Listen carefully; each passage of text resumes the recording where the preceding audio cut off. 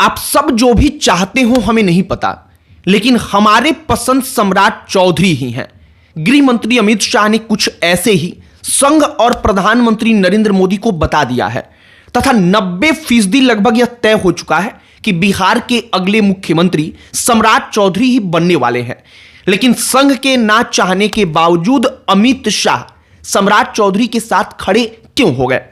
बताया जा रहा है कि दिल्ली में जब सम्राट चौधरी का नाम लगभग कट चुका था तब अमित शाह की तरफ से पैरवी किया गया और शायद अमित शाह सम्राट चौधरी को इस नजरिए से देख रहे हैं कि अगर वह मुख्यमंत्री बनेंगे तो जो उनका प्रमुख एजेंडा है उसे पूरा करेंगे। उनका प्रमुख एजेंडे का मतलब कि सीमांचल के इलाके को काटकर नया केंद्र शासित प्रदेश बनाना भी हो सकता है जो मुसलमान बाहुल्य क्षेत्र है और उधर के जिलों में 70% से ज्यादा मुसलमानों की जनसंख्या है। कोई यादव बिहार का मुख्यमंत्री भाजपा की तरफ से नहीं बनाया जाएगा तथा इसका सबसे प्रमुख कारण यह है कि यादव वोटर मुख्यमंत्री बनाए जाने के बाद भी भाजपा का होगा, इस पर संशय बरकरार रहेगा क्योंकि अभी लालू प्रसाद यादव और राष्ट्रीय जनता दल तेजस्वी यादव का यादवों पर गहरा प्रभाव है तथा भारतीय जनता पार्टी को मौजूदा मुख्यमंत्री नीतीश कुमार को भी खुश रखना है। और कहा जा रहा है कि नीतीश कुमार तथा भाजपा के बीच इस बात को लेकर चर्चा भी हुई कि मुख्यमंत्री पिछड़ा समाज से ही होना चाहिए या किसी और समाज का भी चलेगा तथा नीतीश कुमार ने इस पर स्पष्ट संदेश दिया कि मुख्यमंत्री ओबीसी ही होगा और आगे आपको पूरी कहानी बताएंगे जो तमाम चीजें हो रही हैं। लेकिन आगे बातचीत करने से पहले हमारा नमस्कार स्वीकार करिए। हमारा नाम मोहित कुमार सिंह है। सम्राट चौधरी को जब भारतीय जनता पार्टी का प्रदेश अध्यक्ष बनाया गया तब अमित शाह ने इसी उद्देश्य से बनाया था कि सम्राट चौधरी अपने दम पर पिछड़ों के नेता के तौर पर पहचान बनाएंगे और नीतीश कुमार उस वक्त पर भारतीय जनता पार्टी के साथ नहीं थे। तब इस उम्मीद के साथ आगे बढ़ाया था कि भाजपा को अकेले मजबूत स्थिति में लाएंगे। सम्राट चौधरी प्रदेश अध्यक्ष बनते हैं। प्रदेश अध्यक्ष बनने के बाद जिस प्रकार से काम करते हैं और जो उसका प्रभाव दिखता है उसे सम्राट चौधरी अमित शाह की नजरों में आगे बढ़ते चले गए। अमित शाह की नजरों में एक ऐसी इमेज बन गई कि सम्राट चौधरी को कोई टास्क दो तो वो पूरा कर लेंगे तथा सम्राट चौधरी की एक पर्सनल ब्रांडिंग ऐसी हुई कि जैसे उत्तर प्रदेश में योगी आदित्यनाथ हैं, ठीक उसी प्रकार से बिहार में सम्राट चौधरी की जरूरत है। यहां हमें एक बात और समझना होगा कि आज के जमाने में काम करना जरूरी है, लेकिन काम करने के साथ साथ और उससे ज्यादा जरूरी है उस काम का प्रचार करना।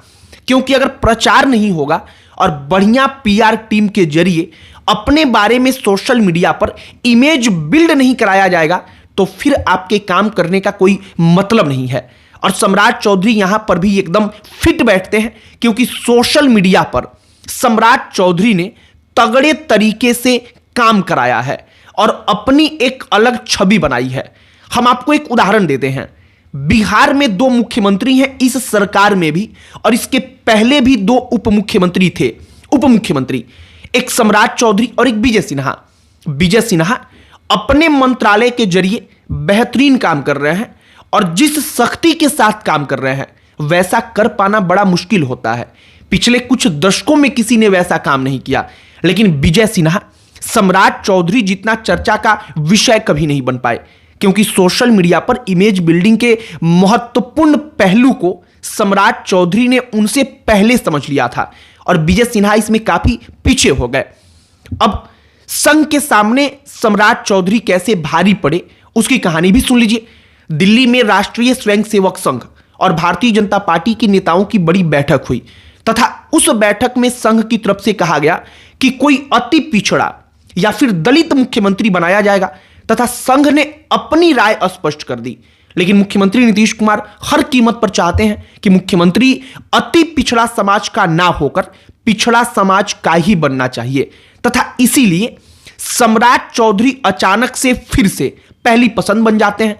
और इसमें सबसे ज्यादा महत्वपूर्ण यह हो जाता है कि अमित शाह की नजर सम्राट चौधरी पर है कि सम्राट चौधरी को बिहार में मुख्यमंत्री बनाया जाए और अमित शाह चाहते हैं का स्पष्ट तौर पर मतलब है कि प्रधानमंत्री नरेंद्र मोदी भी वही चाहेंगे।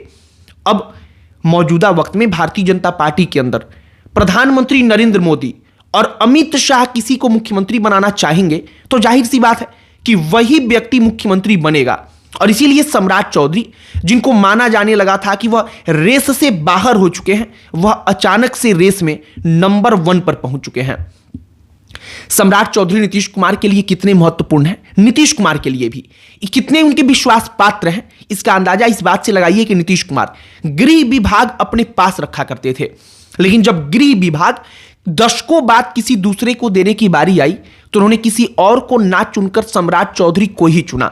यह बात बिल्कुल सही है कि गृह विभाग सम्राट चौधरी को भारतीय जनता पार्टी के कोटे से मिला था, लेकिन गृह मंत्री कौन बनेगा इसमें नीतीश कुमार की राय सबसे जरूरी थी और मुख्यमंत्री को वह व्यक्ति स्वीकार होना सबसे जरूरी था, तथा सम्राट चौधरी को नीतीश कुमार ने स्वीकार कर लिया था। उत्तर प्रदेश में भारतीय जनता पार्टी किस आधार पर राजनीति कर रही है इसे भी समझिए, क्योंकि इसे समझना इसलिए जरूरी है क्योंकि बिहार की आगामी राजनीति कुछ ऐसे ही होगी। यूपी की राजनीति कैसे हो रही है तो इसका जवाब है कि गैर यादव ओबीसी को अपने पाले में करिए और राजनीति कीजिए, तथा बिहार में वही युग शुरू होने वाला है कि यादव को छोड़ दीजिए और गैर यादव पिछड़ी जातियों को अपने साथ लाइए तथा अपनी पार्टी को लंबे समय तक के लिए मजबूत कर लीजिए। मतलब कि अगर कोई कुशवाहा बिरादरी से ताल्लुक रखने वाला व्यक्ति मुख्यमंत्री बनता है तो यादव के बाद पिछड़ी जातियों में जिस जाति की सबसे ज्यादा जनसंख्या है वह अपने आप भारतीय जनता पार्टी का कोर सपोर्टर बन जाएगा। और भारतीय जनता पार्टी की चाहत यही है कि इसी आधार पर राजनीति की जाए तथा कुर्मी जाति का वोट नीतीश कुमार के समीकरण के कारण पहले से ही फिट बैठता है। और इसका एक पहलू यह भी है कि कुशवाहा समाज को यह स्पष्ट तौर पर दिखाई पड़ेगा कि नीतीश कुमार जो कुर्मी है वह हमेशा उनके दम पर मुख्यमंत्री बनते रहे, लेकिन जब भारतीय जनता पार्टी को मौका मिला तो उन्होंने उनके समाज का मुख्यमंत्री बना दिया। बाकी बिहार में सम्राट चौधरी लगभग तय है कि मुख्यमंत्री वही बनेंगे। सम्राट चौधरी के लिए अमित शाह खुद दिल्ली में खड़े हैं और अमित शाह खड़े हैं का मतलब कि प्रधानमंत्री नरेंद्र मोदी खड़े हैं और मोदी अमित शाह जिसके लिए खड़े होंगे वही व्यक्ति बनेगा, यह भी लगभग एकदम तय है। आपकी प्रतिक्रिया इस पर क्या है? जो अंदर खाने कहानियां चल रही हैं हमने वो आप तक पहुंचाई है, अपनी प्रतिक्रिया कमेंट बॉक्स में लिखकर बताइएगा। बाकी अन्य कोई टॉपिक जिस पर आप चाहते हो कि हम वीडियो बनाएं, चर्चा करें, उसे भी कमेंट बॉक्स में लिखकर बताइएगा। हमारा पूरा प्रयास होगा कि उस टॉपिक पर भी वीडियो बनाएं। इस वीडियो को यहीं पर समाप्त करते हैं। अंत में हमारा परिचय, हमारा नाम मोहित कुमार सिंह है। बहुत बहुत धन्यवाद।